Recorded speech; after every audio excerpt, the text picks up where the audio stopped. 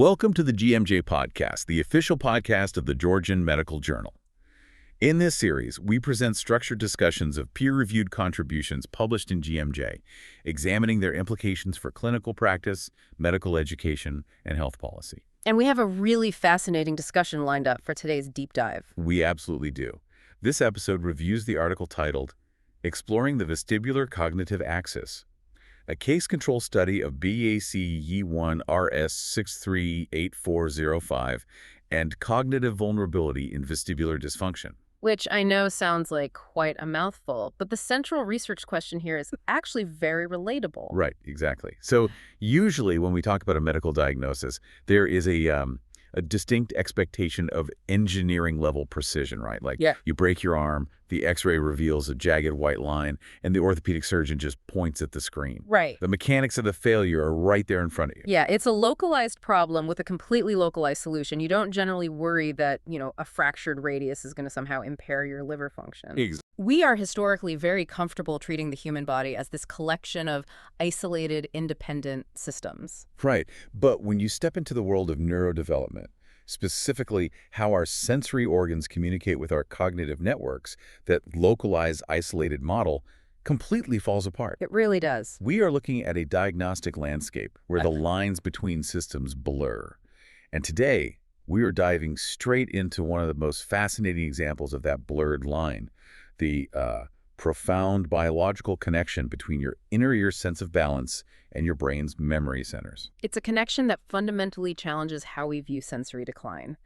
So in this 2026 peer-reviewed paper from the Georgian Medical Journal, Sharina Vashadze and her colleagues have essentially mapped out a genetic bridge between feeling physically off balance and experiencing cognitive decline. Okay, let's unpack this, because we are taking the dense data from this single source and exploring how feeling dizzy isn't just, an annoying localized ear issue. It could actually be a window into your neurological resilience. Exactly. The study kicks off by noting that a staggering 64% of patients suffering from vestibular dysfunction, which means issues with the inner ear balance system, were also found to have some form of cognitive impairment.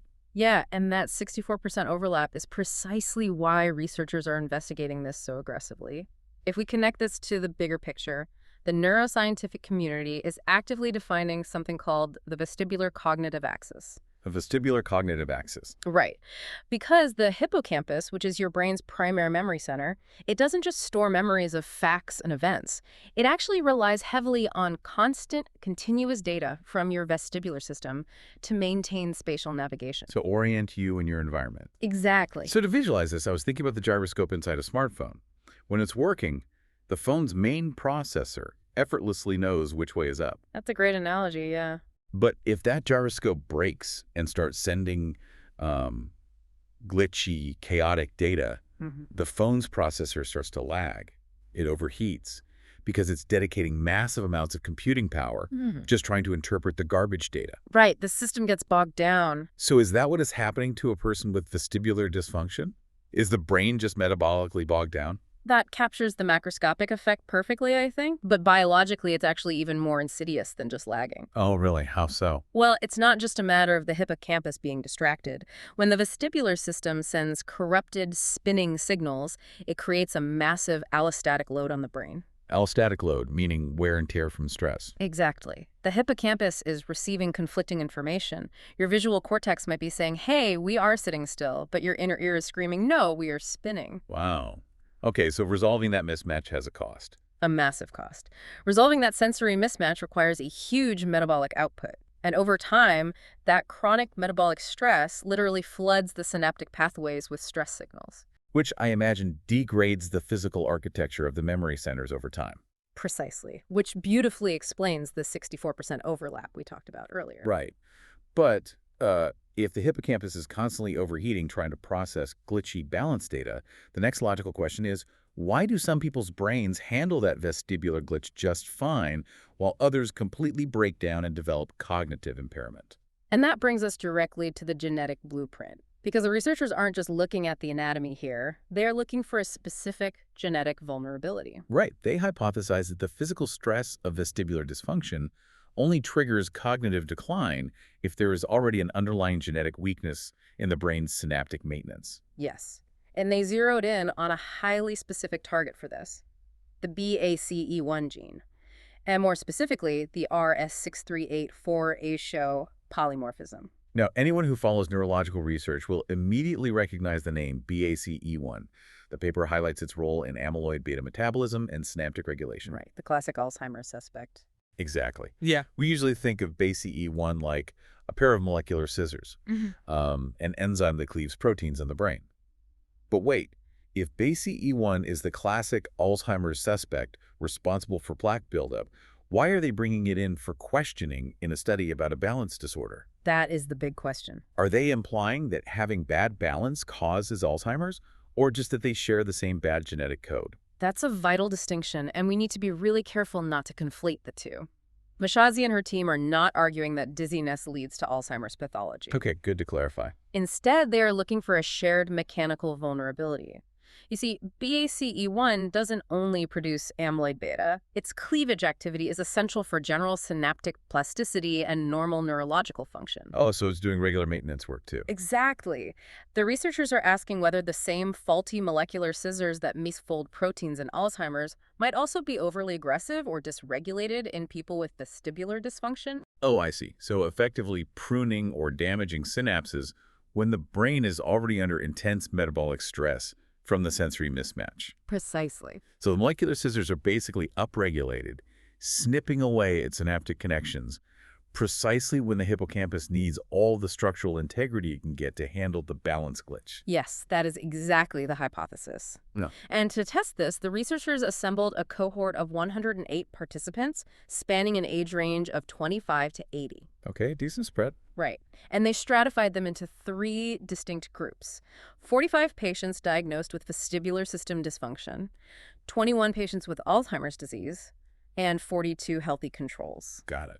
They then utilized TACMan real-time PCR assays, which is a highly precise method for amplifying and identifying specific DNA sequences to look for that RS638405 variant. So they are essentially running a high-resolution scan of the DNA looking for this specific BACE1 typo. And the results of that PCR testing are where I was genuinely caught off guard. I mean, you would naturally assume the Alzheimer's group would be waving the biggest red flag for a variant of an Alzheimer's link gene. You would think so, yes. But the data shows absolutely no statistically significant link between this specific RS638405 variant and the Alzheimer's cohort in this study. Right, and while that sounds counterintuitive, you have to factor in the methodology here. Okay, how so? Well, they only had 21 Alzheimer's patients in this specific sample. That is an incredibly small statistical pool for identifying complex polygenic traits. Exactly. It's highly likely the sample size simply lacked the statistical power to detect the association we typically expect in Alzheimer's cohorts. However, the lack of a strong signal in the AD group actually makes the aggressive signal they found in the vestibular group stand out in much sharper relief. Oh, wow. Okay, so let's dig into that data for the vestibular group then. Yeah, let's do it. The researchers isolated the GG genotype of this variation, meaning the individual inherited the G allele variant from both parents. And when we look at the prevalence of this specific GG signature, the contrast is stark. Very stark. In the healthy control group, only 7.1% of the participants carried the GG genotype. But in the vestibular system dysfunction group, that number jumps to 24.4%. Which is more than triple the frequency. Right. And when they ran the statistical modeling on those frequencies, it yielded an odds ratio of 4.51. Okay, here's where it gets really interesting. Having an odds ratio of 4.51 means the patients with the balance disorder were roughly 4.5 times more likely to carry this GG genetic signature. Exactly. On the surface, that looks like a massive flashing red light. It feels like we've found the mechanical smoking gun for why the vestibular cognitive axis breaks down. It does feel that way. But I was reading the statistical analysis section very closely. We really need to talk about the p-value, which came in at 0.045. I was hoping you'd bring that up, because context is everything here. Right, because with a p-value of 0.045, we are barely scraping past the standard 0.05 threshold for statistical significance. We are just over the line, yeah. We have an odds ratio of 4.5, which sounds like a blowout victory for their hypothesis. Yeah. But given the small cohort of just 108 participants and a p-value that is practically touching the margin of error, Aren't we jumping the gun calling this a breakthrough? It's a very fair question. We're looking at a huge effect size on a tiny, statistically fragile sample. What's fascinating here is that your skepticism aligns perfectly with the author's own conclusions. To their immense credit, Vashadze's team does not attempt to overstate their findings at all.